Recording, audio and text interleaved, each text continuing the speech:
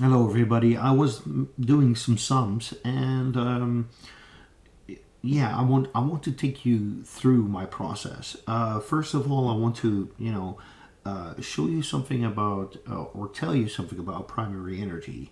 So some people say, well, primary energy is not a useful metric to use because from primary energy to end use, a lot of stuff happens, which means that you will lose some of that primary energy input. Now, right now, our end use efficiency is about 30%, which means that if you put 100%, if you put 100 kilowatt hours into the primary to end use system, call it a black box, only 30 kilowatt hours of practical energy comes out, which you actually use for, or which actually gets turned into stuff that you use, whether that is, a computer or heat from your oven, or whether it is products that you buy in the shop. Everything is basically tied up in this diagram. You have a primary energy input, and this primary energy gets converted and transported, and during conversion and during transport, energy is lost, and that amounts up to 70%, or sometimes even more. If you look at cars, for instance, some cars are only like 18% efficient, and the process that comes before that, creating the fuel isn't 100% efficient. So in some cases, the end use efficiency is even worse, much worse than 30%. But overall, it's about 30%. What I always do is I look at the Lawrence Livermore flowchart, energy flowchart. Let's see. If we go to images, right? This is for the U.S. So this is almost 100 quads, and of these 100 quads, almost 60 quads get rejected. That's all energy that is lost during conversion, transmission, or transportation. So that's the first thing that I wanted to tell you. And as you can see here, it's about 30%. 30% is generally a good figure to use right now. Could be more, could be less, but it's like a couple percentage. It's not like 100%, 10%, or it's just a percent, 2, 3, maybe 4%. In any case, so what I've modeled here is quite simple. I've modeled two scenarios. I've modeled the 2016 world situation, and I've modeled a scenario in which the world population in 2050 has risen up to 9.7, 9.8 billion people. Now, if you look at the total energy use in 2016, it was 184,000 terawatt hours. End use at 30% efficiency per capita, so per person, was 19,000 kilowatt hours per person for the OECD, which means us, the West, Europe, America, Japan, Australia. That's basically it, give or take a couple countries. And then there's the non-OECD, which has 83% of the population, as you can see here, uses 60% of the energy. And we, the West, have 17% of the population, but we use 40% of all the energy. So there's a big disparity there. Now, I wanted to model this somewhat differently, create somewhat more equitable world, and I've not changed the energy efficiency, the end use efficiency. I've still maintained it at 30%. But what I've done is, and I do this from an end use perspective. So I start with the end use. I'm going to make the people more prosperous in the non-OECD countries, and I want to make the people in the OECD countries to become more frugal. So what we do is, right now, there is a status quo here. So as you can see, I4, that's the OECD population. Now we want to cut 50%. Now in this case, it's pretty easy. I can just say divide by 2, right? So instead of using 19,000 kilowatt hours per person, we're going down to 9,000 kilowatt hours per person. Now the funny thing is, I have already done the thing in for the non-OECD, and it's slightly different. So we want to add 50%, which doesn't mean times 2, because that would be adding 100%. So what I've done is I do I5, which is here, plus I5 divided by 2, which is 50% of I5, which, you know, brings us to near equity, so to speak. Now this is something that is incorrect. Let's see, H9 divided by 2. Why is it H9 divided by 2? I don't understand. What is this? H3 divided by 3. Oh, right. This should be divided by 3. This is a vestige from something else. So now we are reaching equity. This means that the West uses a lot less energy and the non-OECD is catching up. You can see it here as well. 12% of the world uses 13% of the energy. 88% of the world uses 87% of the energy. Now, in terms of total energy use, we went from 184 to 263,000 terawatt hours. And that's a lot of energy. This is at 30% end use efficiency. Now, this is not going to be a rant against renewables. I'm going to show you the annual addition of renewables is on a rise. It's on an incline. It's rising. So in 2017, the additions were 178 gigawatts. That's the equivalent of 468 terawatt hours when you apply a capacity factor of 30%. Now what we need linearly, right, if we have a 2050 situation of 263,000 terawatt hours, it's pretty simple. It's 263,000 divided by 31. For all intents and purposes, I'm going to set low carbon energy by 0 at this moment. Just because there's too much uncertainty whether we need more, need less. If it's less, it's good. But if it's much more, then these calculations are meaningless. They're just an exercise in trying to understand what is needed, how we get somewhere. So if we want to do a linear phase out of fossil fuels by adding renewables, we would need 8,500 terawatt hours per year added, which is 18 times more than we add today. Now, it is important to consider that there's a cumulative upkeep for these technologies. They have a functional lifespan of somewhere between 15 and 25 years. Maybe we will be able to stretch this up to 30 or 35 years. Who knows? But at this moment, that's not in the charts.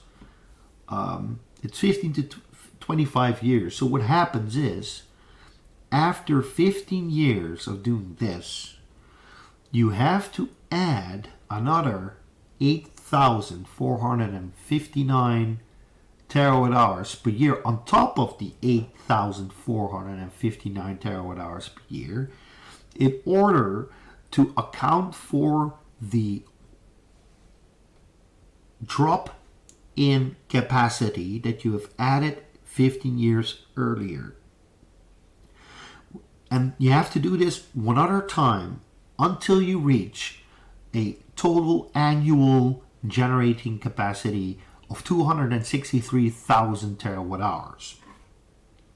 So this means that in the end, I'm going to show you how to calculate this. It's not very hard. I'm going to show you how much gigawatts this is. So if we take this figure here, we open three brackets. Now we've taken a capacity factor of 30%, right? So if you want to reverse that, it's divided by 30 times 100. And you want to know how many gigawatts that is in a year. And a year is 8,766 hours on average. Now I'm not doing the 365 times 24 hours thing. I'm using the 8,766 figure because it also accounts for leap years and such. Doesn't matter. So what we get now is that this is a figure in terawatts, right? But we want to have gigawatts because it's an easier number. So you need about 3,230 gigawatts of renewable additions a year to get where we need to be in 2050, which is a zero fossil fuel emissions scenario. Doesn't necessarily mean that we are not using any fossil fuels anymore, but by that time whenever we burn fossil fuels, we stick the carbon dioxide that comes out into the ground, into basalt, and it's stored forever, or we are using it for chemistry, making certain medical stuff, plastics, building materials, lubricants, you name it. So we won't ever get off fossil fuels completely. I don't think that's possible. But by that time, there's no more fossil fuel emissions. There's no more carbon emissions, or at least not from the energy part of the equation. But here's the thing. After 15 years, effectively what you have to do is double this. Let's see, equals that times 2, right? So you need to add 6,000 gigawatts of renewable energy per year, and that's simply not going to happen. It's not going to happen. Many people say it's possible. Some people, they only consider electricity when they do that. I just want to take a minute or two to show you why that's incorrect. So first, we are going to look at the Ipcc Rcp models. Right now we are on the RCP 8.5 pathway, which means annual greenhouse gas emissions in gigaton CO2 equivalent per year. I believe that we're somewhere around here. Yeah, we are somewhere around 40. We're somewhere between 40 and 60 right now. And we will be going up and up and up and up. And RCP 8.5 basically means that the world will be warmer than, will become more warm than, I believe that we will be adding 4 degrees or something like that. Now, if we look at this figure here, this is the greenhouse emissions by economic sectors. So this is everything, right? And it tells us that the equivalent CO2 emissions in 2010 was 49 gigatons, and 25% of those emissions were from electricity and heat production. Now, heat production in this case is not industry, but it's mainly heat production for domestic use and commercial use. So 25%. The funny thing is, what I just showed you here in this primary energy calculation thing is basically 75% of this pie. This AFLU is, let's see if I remember this correctly, agriculture, forestation, and land usage. So these have nothing to do with fossil fuels. Well, they do have a little bit to do with fossil fuels if you use, agricultural machines and such.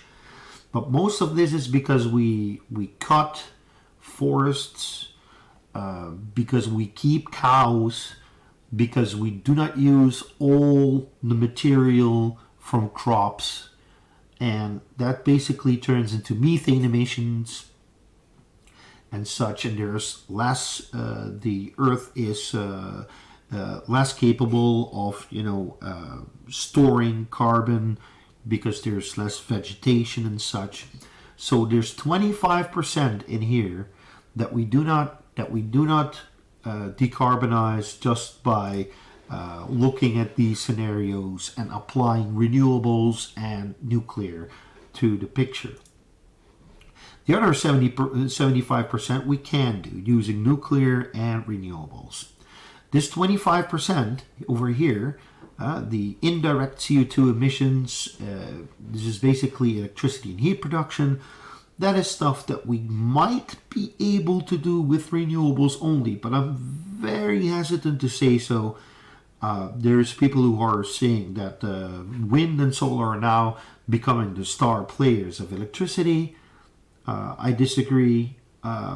They might become star players in the future, but the challenge is so incredibly big that it's just too simplistic and naive to suppose that if we decarbonize this portion, the 25% of this pie, and we forget about other industry, transportation, and buildings, that it's going to be enough. It's not enough. That's 50% of the pie that we are ignoring. So that's why I talk about total energy use, primary energy, why I want to do this stuff. There was one other thing that I needed to tell you, so I want to keep this video between, I want to come in under 50 minutes, 20 minutes. Suppose that we manage to increase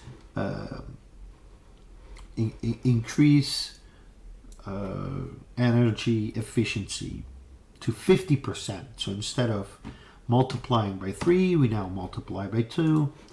We do the same thing here, multiply by 2, and we end up using slightly less energy than we do today. Instead of 184,000, we use 175,000. That's still going to require 12 times more renewable additions than we do today. 12 times more. And it's not double, it's not even 4 times more, it's 12 times more. I don't think that we are going to do that, in all honesty. The same can be said for nuclear. I mean, we probably would need much more than 12 times what we do today in terms of nuclear. But instead of having to add 2,154 gigawatts, we would have to add, let's see, it's quite simple, divided by 30 times 90, right? No, that's the wrong way around. Let's see, what am I doing wrong here? Quickly. This is all right. I have to simply turn this around times 30, right? 718 gigawatts instead of 2,154. So we know that this will be much more efficient in terms of material usage. I mean, it blows renewables right out of the sky if material usage is concerned. So I'm going to put this into my Google Docs. You can access it. I will provide you with all the links that I've used. Please subscribe to the channel and like this video. I want to show you more of this stuff because it's incredibly important to stay on target. I mean, I don't believe that we are going to increase our end use efficiency from 30 to 50%. I think that's way too optimistic.